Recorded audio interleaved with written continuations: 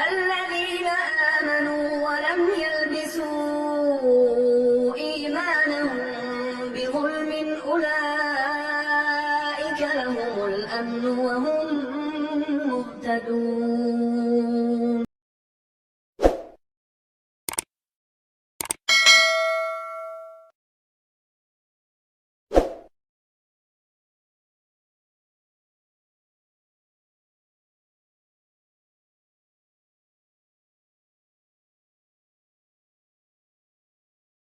إن الحمد لله نحمده ونستعينه ونستغفره ونعوذ بالله من شرور أنفسنا ومن سيئات أعمالنا من يهده الله فلا مضل له ومن يضلل فلا هادي له وأشهد أن لا إله إلا الله وحده لا شريك له وأشهد أن محمدا عبده ورسوله. يا أيها الذين آمنوا اتقوا الله حق تقاته ولا تموتن إلا وأنتم مسلمون. يا أيها الناس اتقوا ربكم الذي خلقكم من نفس واحدة وخلق منها زوجها وبث منهما رجالا كثيرا ونساء واتقوا الله الذي تساءلون به والأرحام إن الله كان عليكم رقيبا. يا أيها الذين آمنوا اتقوا الله وقولوا قولا سديدا يصلح لكم أعمالكم ويغفر لكم ذنوبكم ومن يطع الله ورسوله فقد فاز فوزا عظيما. أما بعد فإن خير الحديث كتاب الله وخير الهدي هدي محمد صلى الله عليه وسلم وشر الأمور محدثاتها وكل محدثة بدعة وكل بدعة ضلالة وكل ضلالة في النار. رب اشرح لي صدري ويسر لي أمري واحلل عقدة من لساني يفقه قولي. ربي زدني علما. فقال الله سبحانه وتعالى في القرآن المجيد والفرقان الحميد: فأعوذ بالله السميع العليم من الشيطان الرجيم من همزه ونفخه ونفسه. بسم الله الرحمن الرحيم. ومن آياته أن خلق لكم من أنفسكم أزواجا لتسكنوا إليها وجعل بينكم مودة ورحمة إن في ذلك لآيات لقوم يتفكرون. سامعین محترم، اللہ سبحانہ و تعالیٰ کی بہت سی نشانیاں ہیں جن سے ہم محسوس کرتے ہیں، پہچانتے ہیں، جانتے ہیں کہ اللہ موجود ہے. جیسا کہ سیدنا علی رضی اللہ تعالیٰ عنہ کہا کرتے تھے کہ میں نے اپنے رب کو صحیح معنوں میں پہچانا تب کہ جب میں نے اپنے ارادوں کو تبدیل ہوتے ہوئے دیکھا کہ میں سوچتا کچھ ہوں، کرنے کی کچھ کوشش کرتا ہوں، لیکن ہوتا کچھ ہے. اس کا مطلب ہے کہ میرے اوپر کوئی ہے، با اختیار کوئی اور ہی ہستی ہے. اسی طرح چاند سورج ہے، دن کا نکلنا، رات کا آنا جانا، ہماری اپنی باڈی کے اندر بے شمار اللہ کی نشانیاں موجود. تو اللہ تعالیٰ نے دیگر کئی ایک ان گنت نشانیوں میں سے ایک بہت بڑی نشانی جو قرار دیا ہے اللہ تعالیٰ کی، وہ ہماری آپس میں ازواجی زندگی. اللہ فرماتا ہے: وَمِنْ آيَاتِهِ أَنْ خَلَقَ لَكُم مِّنْ أَنفُسِكُمْ أَزْوَاجًا. اللہ کی نشانیوں میں سے ایک نشانی یہ بھی ہے، اے مردوں، میں نے تمہاری بیویوں کا بندوبست تمہاری اپنی جانوں سے کیا. بابا جی آدم کو اپنے ہاتھوں سے بنانا، پھر انہی میں سے اماں جی حوا کو نکالنا. اس سے مراد یہ ہے کہ اللہ تعالیٰ نے اپنی نشانی قرار دیا ہے ازواجی لائف کو، یہ میری نشانی. اور اللہ تعالیٰ نے اس کے مقصد کو بیان کیا ہے جس کو ہم کھو بیٹھے ہیں. اس مقصد کو پانے کے لیے، اس مقصد کو حاصل کرنے کے لیے ہمیں ضروری ہے ہمارے لیے کہ ہم ویسے تو زندگی کے ہر معاملہ میں، لیکن بالخصوص ازواجی معاملہ کے اندر ہمیں اللہ اور اس کے رسول کی تعلیمات کو بطور خاص فالو کرنا ہوگا. اللہ فرماتا ہے: لِتَسْكُنُوا إِلَيْهَا. میں نے اس لیے تمہاری بیویوں کو بندوبست کیا ہے کہ تاکہ تم ان سے سکون پاؤ، سکون حاصل کرو. لِتَسْكُنُوا إِلَيْهَا وَجَعَلَ بَيْنَكُمْ مَوَدَّةً وَرَحْمَةً. ایک بہت بڑی نعمت کا اللہ نے تذکرہ کیا کہ جب تم میرا نام لے کے ایک دوسرے کو اپنے لیے حلال کرتے ہو تو پھر میں تمہارے دونوں کے باہم دلوں میں پیار، محبت، الفت، مودت پیدا کر دے. آپ دیکھیں کہ کوئی جوڑا نکاح سے پہلے بڑے سارے ایسے ہیں کہ ایک دوسرے کو دیکھا تک نہیں ہوتا، کسی کے مزاج سے واقفیت نہیں ہوتی، لیکن جیسے ہی اللہ کا نام لے کے حلال کیا جاتا ہے، سنت کے مطابق نکاح کیا جاتا ہے، اللہ تعالیٰ ان دونوں کے دلوں کے اندر پیار ڈال دیتا ہے، پھر وہ ایک دوسرے کو بغیر رہ نہیں سکتے، الا یہ کہ اختلافات پیدا ہو جائیں بچوں کی وجہ سے، بچیوں کی وجہ سے، یا بچیوں کے والدین کی اپنی بے وقوفی کی وجہ سے ان کی زندگی خراب ہو جائے تو یہ الگ بات، لیکن جو اللہ نے ایک قانون بیان کیا ہے، وضع کیا ہے، وہ یہی ہے کہ اللہ تعالیٰ ان دونوں کے باہم دلوں میں پیار پیدا کر دیتا ہے۔ یہاں پہ میں ضرور بچے اور بچی، بالخصوص بیٹے کے والدین کو مخاطب کیا کرتا ہوں، ان کے بہن بھائیوں کو، کہ یار اس بچے سے درگزر کرنا کہ جب آپ دیکھو کہ اپنی بیوی سے بڑی محبت کر رہا ہے، اے نہ آکھیا جائے کہ سانو بھول گئے ہوں، کہتے ہیں آج جائیے تیرے پاس اسی تینوں جمے ہیں۔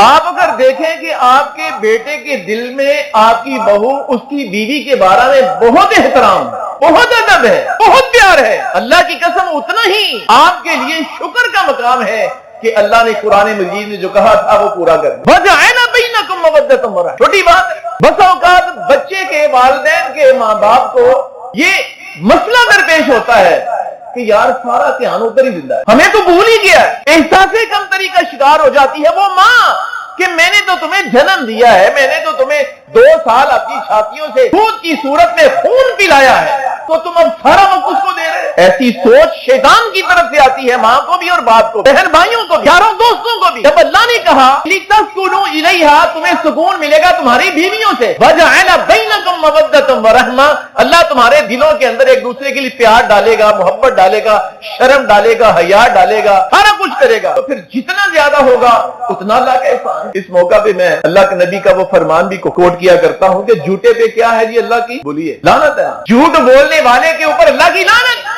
مسلسل جھوٹ بولے تو جھوٹا لکھا جاتا ہے اللہ کے کھاتے میں، اور اللہ اٹھاتا ہے جھوٹوں کو جہنم کے اندر پھینک دیتا ہے۔ لیکن اللہ کے نبی نے فرمایا کہ جو میاں بیوی آپس میں پیار بڑھانے کے لیے جھوٹ بولتے ہیں اللہ تعالیٰ ان کو اس کا اجر دیتا ہے۔ اندازہ فرمائے، مجھے اچھی طرح یاد ہے محترم جناب ڈاکٹر وسیع اللہ عباس حافظہ اللہ تعالیٰ، میں مکہ مکرمہ مسجد الحرام میں ان کے اسی طرح مجلس میں بیٹھا تھا، وہ درس دے رہے تھے، تو انہوں نے بیان کیا کہ اسلام کے اندر 3 مقام ایسے ہیں جہاں پہ جھوٹ بولنے کی اجازت ہے، گناہ نہیں ہوتا بلکہ اللہ تعالیٰ بس اوقات اجر دے دیتا ہے۔ ان میں سے ایک یہ تھا کہ جب کوئی خامند اپنی بیوی کی نگاہوں میں اپنی ویلیو کو بڑھانے کے لیے، اس کے دل کے اندر اپنا پیار بڑھانے کے لیے، پیدا کرنے کے لیے، اپنی ویلیو کو مینٹین کرنے کے لیے، اگر وہ گھر سے نکلا ہے بیوی کے لیے کوئی سامان لینے، اس کو گلی کی نکڑ سے، کارنر والی دکان سے مل گیا چند قدم کے فاصلے پہ، تو تھوڑی دیر کے بعد گھر آیا، وہ کہتا جی میں وہاں پہ گیا نہیں ملا، پھر میں نے کہا میری بیوی کو یہ چیز پسند ہے تو میں نے لے کے ہی جایا، تو میں پھر صبر کر کے فلاں پہ گیا دکان پہ، وہیں پہ بھی نہیں ملا، تو میں بڑی ساری دکانیں پھر کے آپ کے لیے لے کے آؤں، یہ ذرا قبول فرما لیں۔ واللہ اسی قسم کے الفاظ ڈاکٹر رسول اللہ عباس، اور ڈاکٹر رسول اللہ عباس جانتے کون ہے؟ وہ کوئی میڈیکل ڈاکٹر نہیں ہے، دین میں پی ایچ ڈی کی ہوئی انہوں نے، دکتور ہے ڈاکٹر، جتنا ڈاکٹر فضل اللہ صاحب ان کے قریب ہیں، وہ بہت بڑے اللہ کے فضل و کرم سے مفسر ہیں، بڑے فقیہ ہیں، بہت اللہ کی بہت بڑی نشانی وہ، اللہ تعالیٰ ان کی حفاظت فرمائے، اللہ تعالیٰ ان کو تدیر ہمارے سروں پہ ان کے سائے کو قائم دائم رکھے۔ بات کرنے کا مقصد یہ ہے، اگر میاں بیوی، آپ کے بیٹے، آپ کی بہو، یا آپ کی بہو اور آپ کے داماد کے باہم پیار محبت زیادہ ہو تو آپ نے پریشان نہیں ہونا بلکہ خوش ہونا ہے کہ اللہ کا احسان ہے۔ بس اوقات یہ بھی ہوتا ہے کہ بیٹے اور بیٹی کے باہم تو کوئی اتنا خاص اختلاف نہیں ہوتا، لیکن جو ہم لوگ اوپر والے ہوتے ہیں نا ماں باپ، ان کے آپس میں اختلافات جو ہوتے ہیں نا بیٹے بیٹیوں کے والدین کے، وہ نئے جوڑے کی زندگی کو لے ڈوبتے، بیڑا گرک کر دیتے ہیں ان کی ازواجی زندگی۔ اپنی انائیں، اپنے اختلافات سے منو نہیں پوچھیا، مجھے پروٹوکول نہیں دیا، میرا دھیان نہیں رکھیا، آخر میرے بیٹے کے نکاح میں ان کی بیٹی ہے، آخر میں نے ان کو اپنی بیٹی دے دی ہے۔ اس قسم کی باتیں اور بے جا کے اختلافات بچے کی ازواجی زندگی کو متاثر کرتے ہیں۔ اچھا بڑا ہنستا کھیلتا ایک جوڑا ان کو خراب کر دیا جاتا ہے، بڑوں کی بے وقوفی اور نا اہلی کی وجہ۔ تو میں بیٹی کے والدین اور اپنے بھائی، میرے بڑے پیارے دوست ہیں، بھائی ہیں، شیخ ابو بکر صاحب جن کے بیٹے کا آج نکاح ہے، ان کی خدمت میں بالخصوص یہ گزارش کرنا چاہتا ہوں کہ اللہ کے رسول علیہ الصلوۃ والسلام نے فرمایا کہ جو اپنے لیے پسند کرتے ہو وہی آپ کسی دوسرے کے لیے پسند کرو تو یہ ایمان کی حلاوت، اس کی مٹھاس تم پالو گے۔ ایمان کمپلیٹ ہی نہیں ہو سکتا تب تک جو اپنے لیے پسند کرتے ہو دوسرے کے لیے پسند نہ کرو۔ تو کوئی دنیا کے اندر باپ ایسا نہیں جو اپنی بیٹی کے لیے اس کے سسرال کے گھر میں اس کے لیے برا چاہے۔ کیوں جی؟ میں چاہتا ہوں کہ میری بیٹی کے ساتھ زیادتی ہو، میں یہ پسند کرتا ہوں کہ میری بیٹی غلطی کرے تو اس کو معاف کر دیا جائے، میں پسند کرتا ہوں کہ میری بیٹی سے کوئی غلطی ہو कोई सुस्ती हो, उसका मियां भी उसको माफ करे, उसकी सास भी, उसका ससुर भी, उसकी नन्ने भी, उसके जेवर जेठ भी दरगुजर करें। मैं अगर अपनी बेटी के लिए पसंद करता हूं तो शेख अबू बकर साहब, मेरी आपकी खिदमत में गुजारिश है, आपके बेटे के अंदर जो आज निकाह में आ रही है, वो किसी की लगते जिगर है, वो भी किसी के दिल का टुकड़ा है। उन्होंने भी उसको 18-20 साल पाला पोसा है, खिलाया पिलाया है, तरबियत की है, उसके ऊपर खर्च किया है। वो भी चाहते हैं कि उनकी बेटी से दरगुजर किया जाए, इग्नोर किया जाए। पूरी दुनिया में अल्लाह की कसम, सहाबा के दौर से लेके क़यामत की दीवारों तक एक औरत भी ऐसी पैदा नहीं हुई, न होगी, जो 100% अपने खामद के मजाज के मुताबिक पूरा उतर सके। नहीं पैदा हुई। अल्लाह ने मजमूई तौर पे इंसान को कमजोर पैदा किया है, और इंसानों में से फिर औरत, मासूम बच्ची, वो कुछ ना कुछ जरूर करेगी ऐसा जिससे आप परेशान होंगे। बेटा बाजार होगा, लेकिन अल्लाह के नबी ने फरमाया, मर्दों, औरतों को टेढ़ी पसली से पैदा किया गया है, इनको सीधा करने की कोशिश करोगे तो दौड़ बैठोगे। लिहाजा मैं तुम्हें वसीयत करता हूं कि औरतों के मामला में मुझसे खैर की वसीयत कबूल कर लो। डंग टपाओ पॉलिसी इख्तियार करो, डंग टपाओ पॉलिसी इख्तियार करो।